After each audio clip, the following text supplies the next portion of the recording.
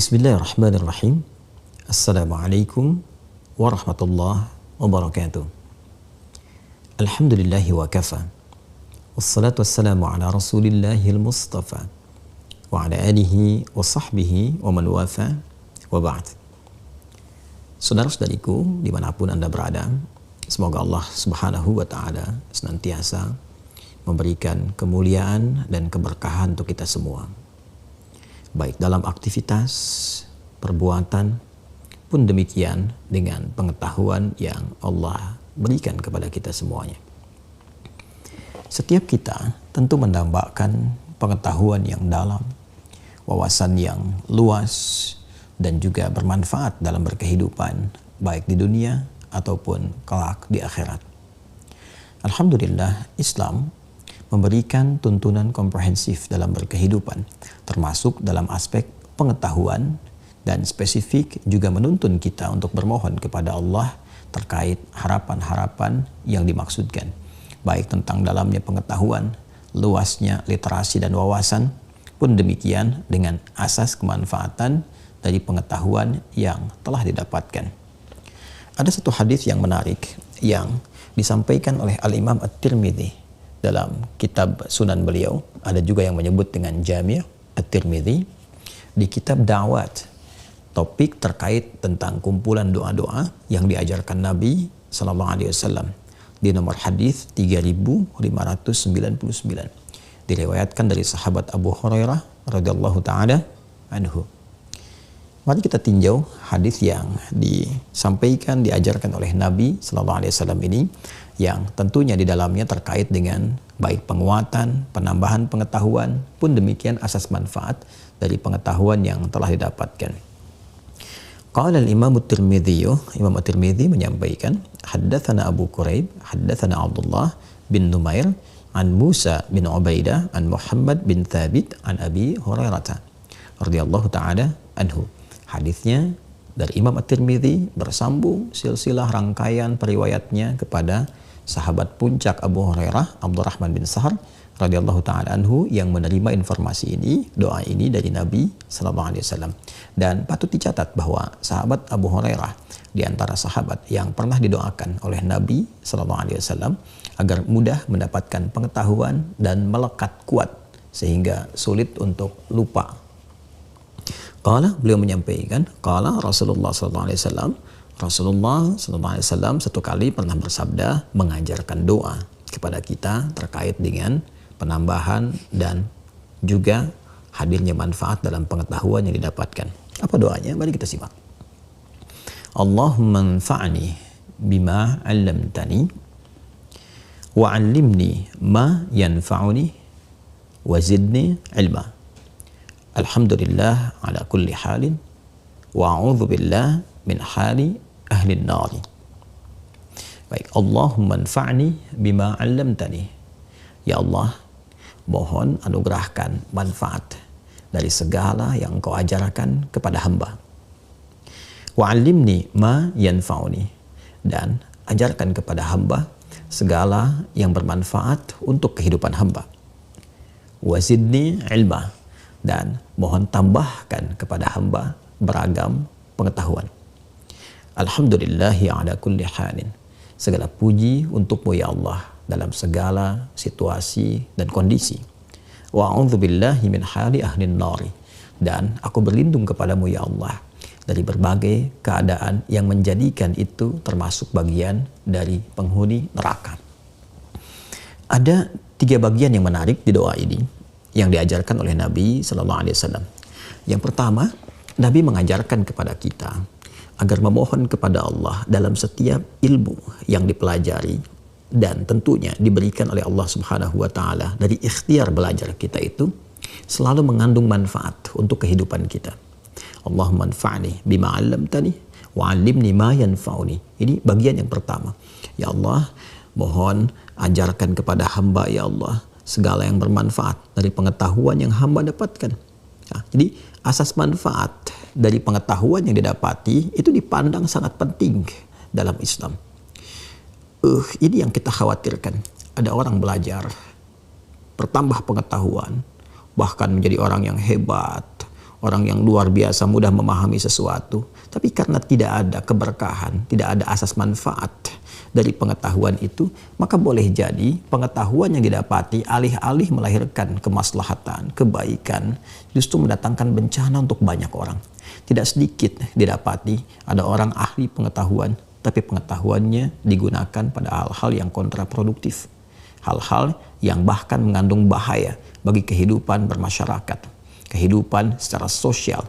Ada orang ahli hukum, pintar dalam hukum, tapi karena tidak ada keberkahan dalam ilmunya, maka kepintarannya digunakan untuk memanipulasi hukum. Ada orang pintar di bidang ekonomi, luar biasa, jenius, tapi karena tidak ada keberkahan dalam ilmunya, maka kepintarannya digunakan untuk menghadirkan krisis dalam perekonomian. Tidak hanya skala kecil, semakin tinggi, semakin besar, semakin luas ilmunya, tapi tidak bermanfaat di dalamnya.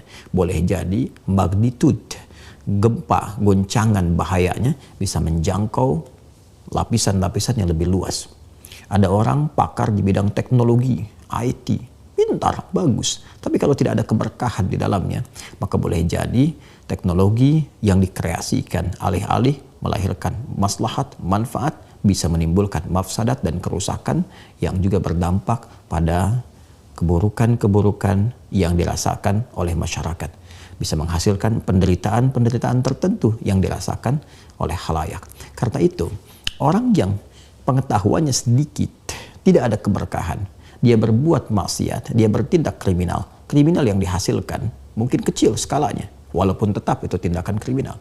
Tapi orang-orang yang bertambah tinggi dalam luas pengetahuannya dan tidak ada berkahnya, boleh jadi ketika dia berbuat tindakan kriminal, lebih luas jangkauannya, lebih bahaya kemudian dampaknya, dan menghasilkan penderitaan yang lebih dahsyat.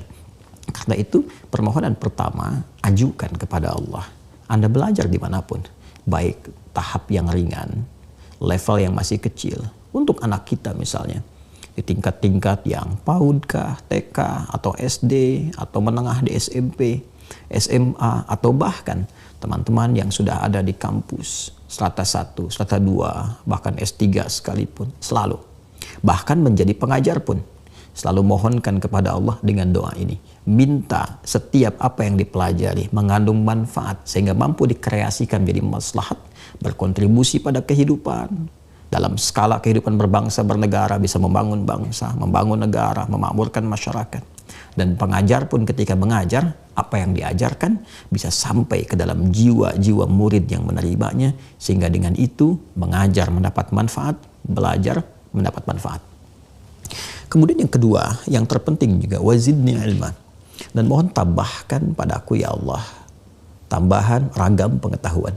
Ini isyarat yang sangat terang kepada kita untuk selalu berikhtiar, menambah literasi, meluaskan wawasan, tingkatkan terus. Allah memberikan kepada kita bekal potensi pengetahuan yang sangat luar biasa, yang sangat bisa mencakup segala hal yang mungkin kita ingin pelajari. Ya, dan itu luar biasa kapasitasnya. Kalau kita bandingkan dengan makhluk yang lain yang Allah ciptakan, baik binatang misalnya, ya kan, tumbuhan ataupun jin sekalipun, manusia diberikan kapasitas cawan pengetahuan yang sangat luas, yang bila dia berikhtiar untuk belajar apapun berpotensi menguasai di bidangnya.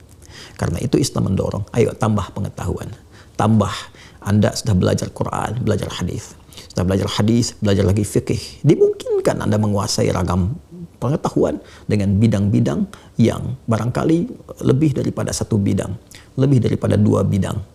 Pun demikian di umum, ya, Anda bisa menjadi ahli matematika, juga bisa mengkaji fisika, bisa belajar kimia, bisa belajar kedokteran. Spiritnya adalah Islam mengajarkan kepada kita semua untuk terus menambah wawasan, meningkatkan kepintaran, sehingga dengan tambahan pengetahuan itu makin banyak kreativitas-kreativitas yang mampu dibuat untuk menghadirkan kemakmuran dalam berkehidupan, memajukan di setiap tempat yang ia pijak. Dan dasar ikhtiar itu awali dengan doa. Bukankah semua hal bersumber dari Allah Subhanahu wa Ta'ala, termasuk pengetahuan? Bukan hanya rizki, materi yang kita cari, dan dengan itu Anda berdoa, ya Allah mudahkan rizkiku, mudahkan pekerjaanku. Sama juga, pengetahuan sumbernya dari Allah. Karena itulah Allah disebut dengan Al-Alim, yang maha mengetahui.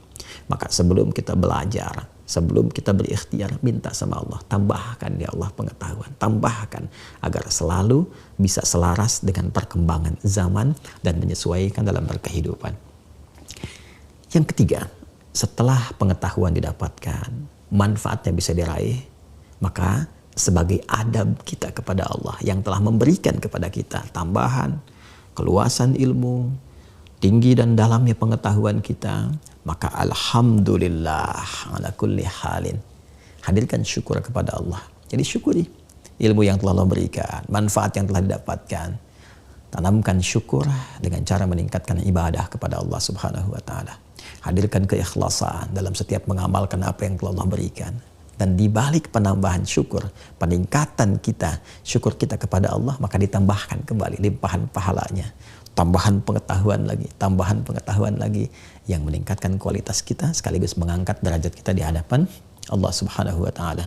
Yarfa'illahu alladhina amanu minkum walladzina utul ilma darajat. Allah akan mengangkat insan beriman yang terus berusaha meningkatkan kualitas imannya, dan juga insan berilmu yang berusaha meningkatkan kualitas dan kuantitas pengetahuannya. Kemudian yang terakhir, senafas dengan ini, masih satu paket, wa'udzubillahi min hali ahlin nari. Dan syukur itu diiringi juga permohonan kepada Allah agar dilindungi dari segala hal yang memungkinkan ilmu itu tidak bermanfaat dan menjadikan bahkan mengantarkan pelakunya kepada kriteria penghuni neraka. Siapa kriteria penghuni neraka? Ahli maksiat. Siapa ahli maksiat itu? Yang banyak berbuat salah. Bahkan ada yang sengaja berbuat salah. Ada yang sengaja berbuat salah dan dilandasi kesalahan itu dengan pengetahuannya. Menipu, korupsi, mencuri, memanipulasi, dan perkara-perkara lainnya yang bahkan disokong dengan pengetahuan. Bahkan yang paling berbahaya adalah jika ada aktor-aktor intelektual yang mengkreasikan kejahatan dan dilandasi dengan pengetahuan yang telah dia dapatkan. Maka ancamannya, orang-orang yang mengkreasikan keburukan-keburukan yang didasari dengan pengetahuan sehingga terlihat benar, sehingga terlihat memiliki landasan untuk korupsi, landasan untuk menipu, landasan untuk mengelabui, landasan bahkan untuk berbuat jahat dan berlindung di balik nilai-nilai pengetahuan, ada aktor intelektualnya, maka terancam baik dalam Al-Quran ataupun hadis-hadis Nabi Muhammad SAW, terancam dengan tempat pulang yang begitu menyengsarakan.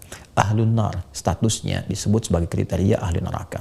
Maka bila ada yang demikian terjadi dan sadar kita keliru, segera bertobat, kembali ke jalan yang benar, dan berusaha untuk kembali mendapatkan pengetahuan yang bermanfaat.